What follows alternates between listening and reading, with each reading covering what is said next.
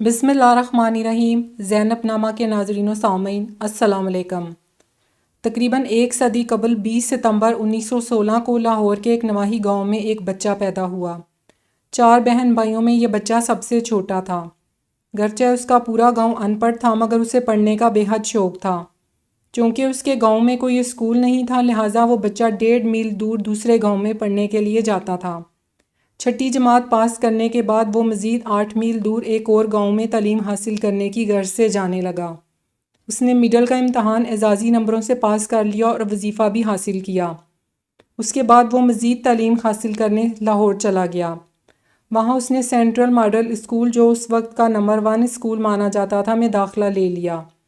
اس کا گاؤں شہر سے تقریباً 13 کلومیٹر دور تھا اور غریب ہونے کی وجہ سے اسے اپنی تعلیم جاری رکھنا مشکل ہو رہا تھا، مگر اس نے مشکل حالات کے سامنے ہتھیار نہ ڈالے بلکہ ان حالات کا مقابلہ کرنے کی ٹھانی۔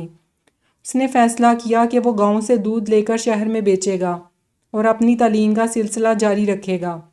چنانچہ وہ صبح منہ اندھیرے اذان سے بھی پہلے جاگتا، مختلف گھروں میں سے دودھ اکٹھا کرتا اور اس کے بعد ڈرم کو ریڑے پر لاد کر شہر پہنچتا اور پھر شہر میں نواب مظفر قزلباش کی حویلی اور کچھ دیگر دکانداروں کو دودھ فروخت کرتا۔ اس کے بعد مسجد میں جا کر کپڑے بدلتا، پھر اسکول چلا جاتا۔ گاؤں کے دور تک کالج کے دور تک وہ اسی طرح سے دودھ بیچتا اور اپنی تعلیم کا سلسلہ جاری رکھتا رہا۔ اس کی ایمانداری کا عالم یہ تھا کہ اس نے غربت کے باوجود کبھی دودھ میں پانی نہیں ملایا تھا۔ بچپن میں اس کے پاس اسکول کے جوتے نہیں تھے، جبکہ اسکول کے لیے بوٹ بہت ضروری تھے۔ جیسے تیسے کر کے اس نے پیسے جمع کیے اور اسکول کے لیے جوتے خرید لیے۔ اب مسئلہ یہ تھا کہ اگر وہ گاؤں میں بھی جوتے پہنتا تو وہ جلدی گھس جاتے، چنانچہ وہ گاؤں سے والد کی عام سی چپل پہن کر آتا اور شہر میں جہاں دودھ کا برتن رکھتا وہاں اپنی جوتی کپڑوں میں لپیٹ کر رکھ دیتا اور بوٹ پہن کر اسکول چلا جاتا۔ والد سارا دن اور بیٹا ساری رات ننگے پاؤں پھرتے۔ 1935 میں اس نے میٹرک میں نمایاں پوزیشن حاصل کی اور پھر اسلامیہ کالج ریلوے روڈ لاہور میں داخلہ لیا۔ وہ اب بھی اپنے تعلیمی اخراجات پورے کرنے کے لیے گاؤں سے ریڑھی میں دودھ لاتا اور شہر میں فروخت کرتا اور اس میں کوئی اور محسوس نہ کرتا۔ فرسٹ ایئر میں اس کے پاس کوٹ نہیں تھا اور کالج میں کوٹ پہننا لازمی قرار تھا، چنانچہ اسے کلاس سے باہر نکال کر غیر حاضری لگا دی جاتی۔ جب اس معاملے کا علم اساتذہ کو ہوا تو انہوں نے اس ذہین طالب علم کی مدد کی، کیونکہ نوجوان کو پڑھنے کا بے حد شوق تھا۔ 1939 میں اس نے BA آنرز کیا اور اپنے علاقے کا پہلا اور واحد گریجویٹ بن گیا۔ وہ نوجوان اس دوران یہ جان چکا تھا کہ کامیابیوں کے لیے بے انتہا محنت اور تگ و دو لازمی ہے۔ چنانچہ معاشی دباؤ کے تحت BA کے بعد اس نے باٹا پور کمپنی میں کلرک کی نوکری کر لی، مگر چونکہ اس کا مقصد قانون یعنی لاء پڑھنا تھا لہٰذا کچھ عرصے بعد کلرک کی نوکری چھوڑ کر قانون کی تعلیم حاصل کرنے لگا اور 1946 میں LLB کا امتحان پاس کر لیا اور 1950 سے باقاعدہ قانون کی پریکٹس شروع کر دی۔ اس پر خدمت خلق اور آگے بڑھنے کا بھوت سوار تھا۔ اس نے لوگوں کی مدد سے اپنے علاقے میں کئی تعلیمی ادارے قائم کیے۔ اسی جذبہ کے تحت 1965 میں مغربی پاکستان اسمبلی کا الیکشن لڑا اور کامیاب ہو گیا۔ پھر پیپلز پارٹی کے روٹی کپڑا اور مکان کے نعرے سے متاثر ہو کر اس میں شامل ہو گیا۔ 1970 میں پیپلز کے ٹکٹ پر MA منتخب ہوا۔ نواب مظفر قزلباش کے بھائی کو جن کے گھر پر یہ دودھ بیچا کرتا تھا شکست دی۔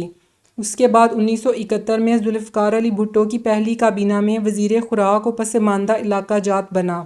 1972 میں پنجاب کے سب سے بڑے صوبے کا وزیر اعلیٰ بنا۔ وزارت اعلیٰ کے دوران بھی اکثر رکشے میں سفر کرتا۔ اپنے ہی گورنر مصطفیٰ کھر کے ساتھ نبھا نہ ہونے کی وجہ سے استعفیٰ دے کر ایک مثال قائم کی۔ 1973 میں اقوام متحدہ میں پاکستانی وفد کی قیادت کی۔ 1973 میں ہی وفاقی وزیر و قانون و پارلیمانی امور کا قلمدان سونپا گیا۔ 1976 میں وفاقی وزیر بلدیات و دیہی مقرر کیا گیا۔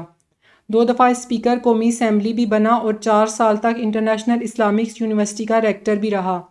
ایک ایسا شخص جو مفلس اور ان پڑھ کسان کا بیٹا، جس نے کامیابی کا ایک طویل اور کٹھن سفر اپنے دودھ بیچنے سے شروع کیا اور آخرکار پاکستان کا وزیر اعظم بن گیا۔